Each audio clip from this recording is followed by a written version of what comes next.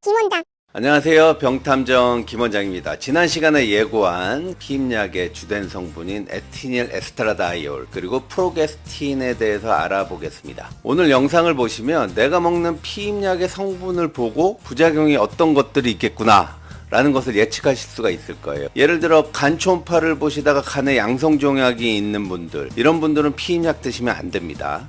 피임약 드시면 간 종양, 특히 혈관종 같은 경우 무럭무럭 잘 자랄 수 있습니다. 체중이 많이 나가시거나 고지혈증, 또 담배 태시는 분들도 가급적 피하시는 게 좋고요. 간이나 담낭 질환 있는 분들도 피하시는 게 좋습니다. 자, 그래서 그런 피임약의 대표적인 성분을 알게 되면 위험성을 좀 회피할 수가 있거든요. 오늘은 그런 시간을 가져보도록 하겠습니다. 시중에 나와 있는 피임약의 종류입니다. 매우 다양하죠. 뭐 세스콘, 미니보라, 에이보라, 마이보라, 또 많이 드시는 야즈, 야스민, 클레라 뭐 이런 것까지 쭉 있습니다. 그리고 여기 보면 세대가 있죠. 2세대, 3세대, 4세대 그렇게 세대가 나눠져 있는데, 세대는 프로게스틴의 성분에 따라서 나뉘게 됩니다. 2세대는 레보노게스트렐, 3세대는 게스토덴과 데소게스트렐, 4세대는 드로스피레논 그리고 디에노게스트로 되어 있습니다. 그리고 아직 국내에는 들어오지 않았지만 E4, 태아의 간에서만 만들어진다고 하는 에스테트롤 성분이 있습니다. 이게 합성에 성공해가지고 미국에서는 FDA 승인으로 약제가 출시가 되었는데, 국내에도 아마 머지않은 시간에 도입될 것으로 예상이 됩니다.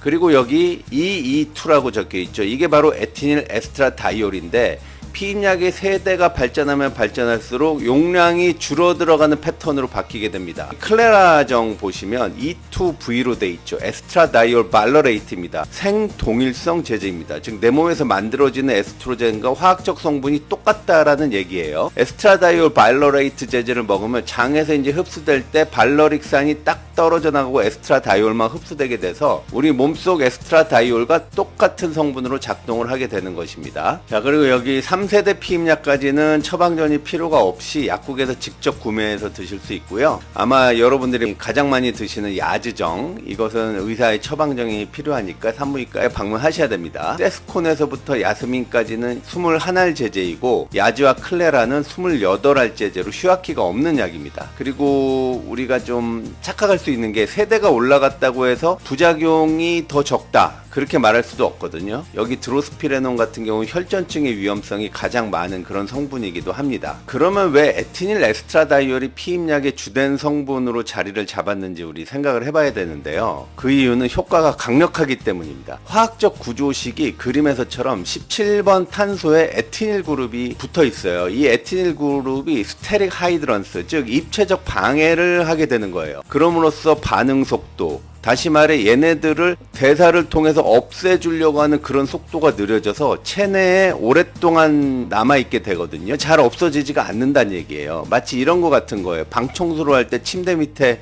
잘 치우기가 어렵잖아요. 그 침대에 의해서 구조적 방해를 받기 때문에 그런 거예요. 그래서 에스트로겐이 대사되려면 대사하려는 효소, 디하이드롤레이즈나 16하이드록실레이즈 같은 것들이 에티닐 그룹을 딱 보는 순간 이 녀석 쉽지 않겠는데 하면서 회피하는 경향이 생기기 때문입니다.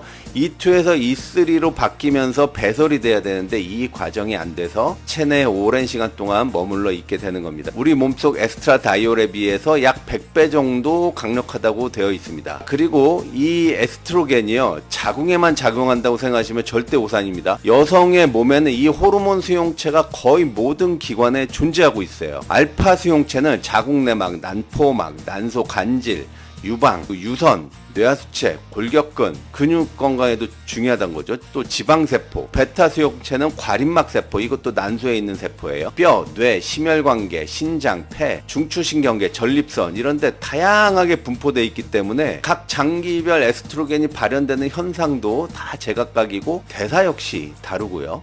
부작용도 아주 다양하게 표현이 될 수 있다는 거예요.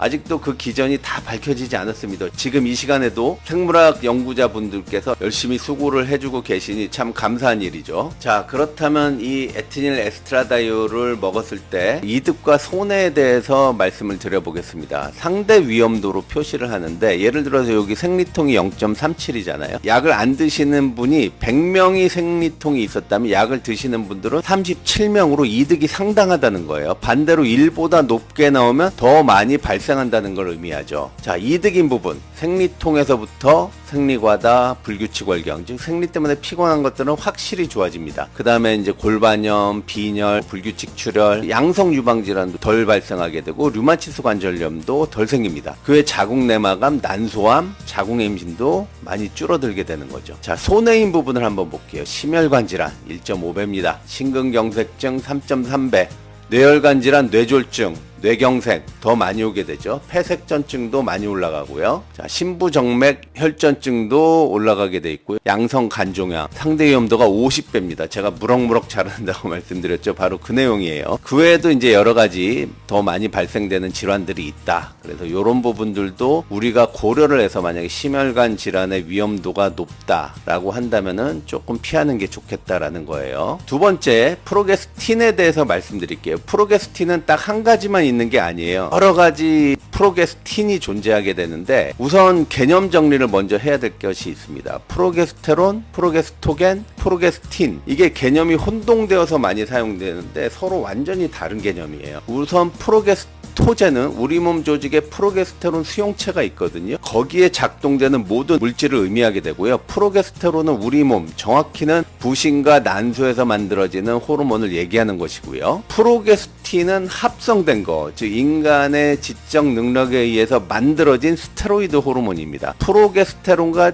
비슷하게 작동하는 물질이지만 전혀 다른 물질이라고 생각을 하셔야 돼요. 그래서 이 프로게스틴의 종류에 따라서 각각의 특성들이 조금씩 다르게 나타나게 됩니다. 프로게스틴의 종류와 특징에 대해서 말씀을 드릴 건데 제일 위에 보라색 박스 안에 있는 내용들 있잖아. 프로게스토제닉, 프로게스틴이니까 당연히 프로게스토제닉 할 겁니다. 우리 몸에 프로게스테론이 하는 역할과 비슷하다는 걸 의미하죠. 그 다음에 글루코코티코이드 액티버티라는 거는 우리가 스트레스 받았을 때 분비되는 호르몬 코티졸스럽냐라는 것을 의미하는 거예요. 코티졸이 하는 가장 큰 역할이 응급 상황일 때, 내가 생존의 위험을 느끼는 그런 상황일 때, 스트레스를 받는 그런 상황에서 혈관에다가 포도당을 쫙 배치를 해놓는 겁니다. 마치 전쟁 나기 전에 군수 물자를 모아놓는 것 같은 그런 걸 의미하는 거죠. 그래서 그것이 지속적으로 계속 반복된다면 혈당이 계속 올라가는 그런 현상이 나타나는 거죠.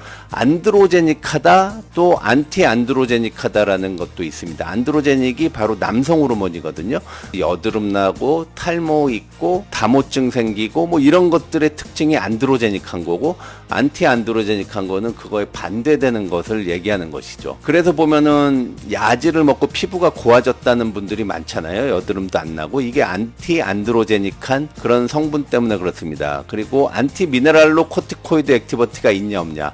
미네랄로 코티코이드도 역시 우리 몸의 부신에서 나오는 스트레스 호르몬 중에 하나인데 혈장량을 높이는 방향으로 갑니다. 콩팥에서 나트륨과 물을 재흡수를 촉진시키죠. 그래서 혈장량이 유지가 돼야 그 다음에 스트레스 반응에 제대로, 스트레스 반응이라는 거는 맞서 싸우거나 도망가거나 거친 자연 속에서 인간이 살아남기 위한 반응이거든요.